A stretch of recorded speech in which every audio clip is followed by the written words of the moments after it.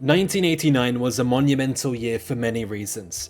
The Berlin Wall was pulled down, Eurosport started broadcasting, and the iconic Tank Man photo was taken in Tiananmen Square in China. However, alongside these historical landmarks, 1989 saw Donald Trump try to dethrone the Tour de France. Yes, the former leader of the free world set out to enter the world of road cycling. This bizarre tale has many layers, much like Trump himself. From a pipe dream to a legal battle in Colorado and an Asian export, the story of Donald Trump's tenure in cycling was characteristically turbulent. So buckle up and prepare for the story of the aptly named Tour de Trump. So while some of us think about buying a bike, Donald Trump has bought a bike race. The foundations of this race came from an unlikely place. For this, I need to introduce John Tesh. The American media personality has risen to notability through sports broadcasting, musical endeavors, as well as being in a brief relationship with Oprah Winfrey. However, back in 1987, Tesh was making a name for himself as a young sports broadcaster. After covering the 1987 Tour de France, Tesh began thinking about creating an American equivalent to the Tour de France. Upon returning to his homeland, John Tesh began looking for partners. After meeting at a diner in Indianapolis during the 1987 Pan American Games, basketball commentator cum entrepreneur Billy Packer entered the frame as a partner in this grand project to bring an all-new bike race to the United States of America.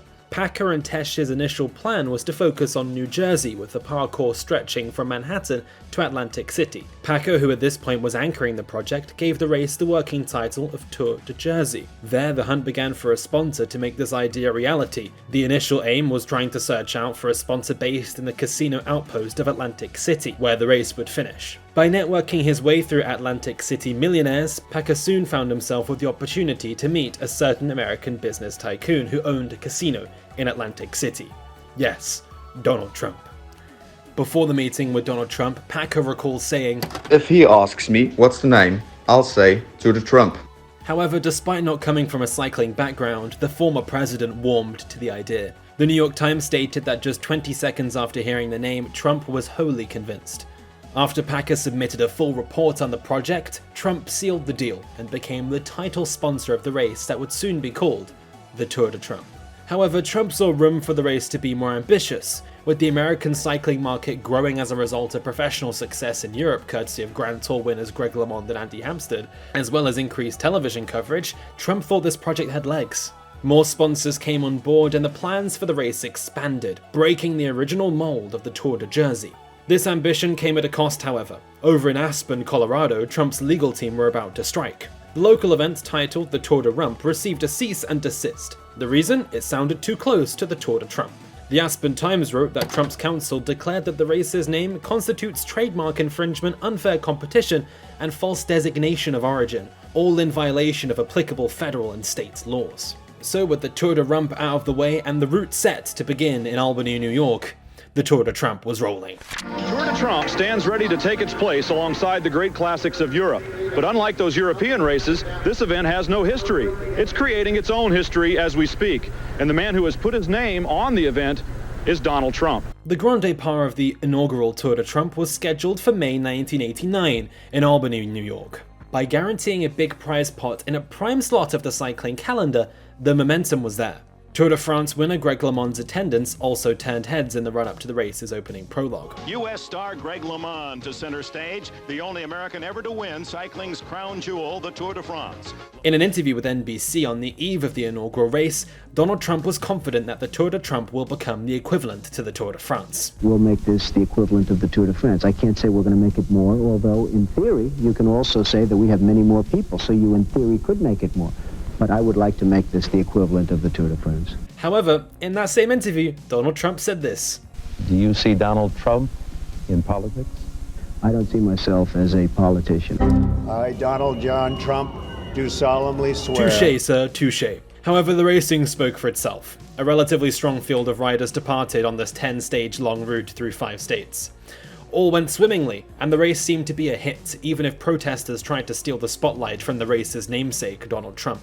Nevertheless, a blunder on the final stage kept the drama alive after Eric Van Raden followed a motorbike onto a wrong turn on the final stage at Trump Plaza in Atlantic City. One of our motorcycle consorts out on the course, when he came back in, told us this rumor that Eric Van Raden has actually gone off the course. After 10 stages, though, the champion would not be an American.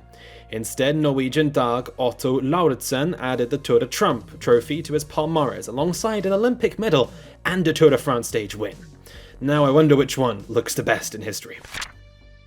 Following 1989's successful edition, Packer and Trump aimed at expanding the race into new states along the eastern seaboard. Craftily, the duo negotiated their way into the city of Baltimore, Maryland, by offering up Trump's yacht to a local racecourse owner in return for using his grounds for the 1990 Tour de Trump. This was no mean yacht, by the way. The vessel, named Trump Princess, was the third largest yacht in the world at the time. I feel very strongly. It's considered the ultimate in boats and yachts and whatever it is. And I feel strongly that this country should have it. Nevertheless, the business partners were determined to make the 1990 edition a success.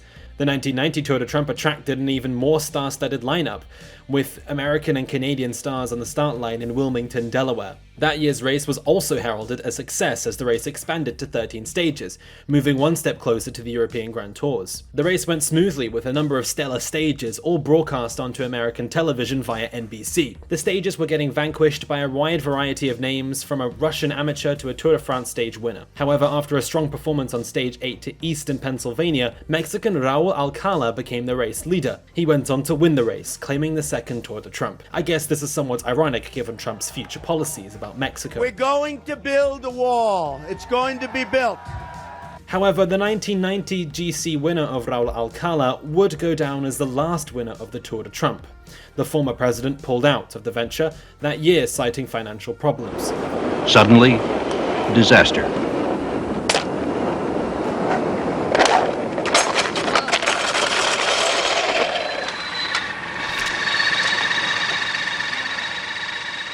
Upon Trump's departure, the race was forced to rebrand. This was down to financial reasons, but the naming of the race continued to be problematic. Packer described some Europeans commenting that Trump's name was so popular he overshadowed the cycling. Sports Illustrated even redacted Trump's name from their reporting of the 1990 race. Maybe Donald Trump was too big for the race himself. A lot of the races came actually because of the name. The blueprints were laid by Packer and Trump's project. However, a change in sponsorship brought different fortunes. After sealing a deal with chemical company DuPont, the race rebranded in time for the 1991 edition. Despite downsizing to 11 stages, the race continued to enhance its prestige on the international cycling stage. In fact, the race received more recognition under the Tour de Pont name. The UCI classified the race, and more Europeans came to compete in the American Faux Grand Tour. DuPont, however, eventually left the project in 1996. This, incidentally, is the same year that Lance Armstrong claimed the overall title. However, the race fizzled out. The 1997 edition saw planning cut early after the sponsors pulled out, even if Packer started forging a plan to export the race to China to create a tri-continental Grand Tour circuit alongside the Tour du Pont, the Tour de France, and the export in China. All in all, after its two iterations as the Tour de Trump and the Tour de Pont, 1996 saw a curtain call for this race. Regardless of all this, the race served as a big step for American cycling. The Tour de Trump showed that a long-form stage race was achievable outside of the European core of cycling. With broadcasters on board, this showed great progress for bike racing stateside. Despite the name of this race or the wild narrative that surrounded its short but sweet history, the Tour de Trump is often a forgotten ballad in cycling history.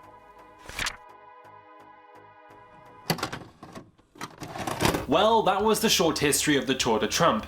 I hope you enjoyed watching this video as much as I enjoyed making it for you guys. It was a pleasure. Astronomical. Nevertheless, if you did like this video, then you can check out our other video essays and deep dives into the world of pro cycling, including our WTF Happened To series, where we chart the rise and fall of pro cyclists, including Tom Dumoulin and Fabio Aru. All of that is available if you subscribe down below. Whilst you're there, comment down below what your memories are of the Tour de Trump or the Tour du Pont. Also, what do you think is the future for American cycling? Do you think there's ever a chance that the US will have their own Grand Tour? Anyways, that's all we have time for today. Thank you very much for watching, and we will see you around.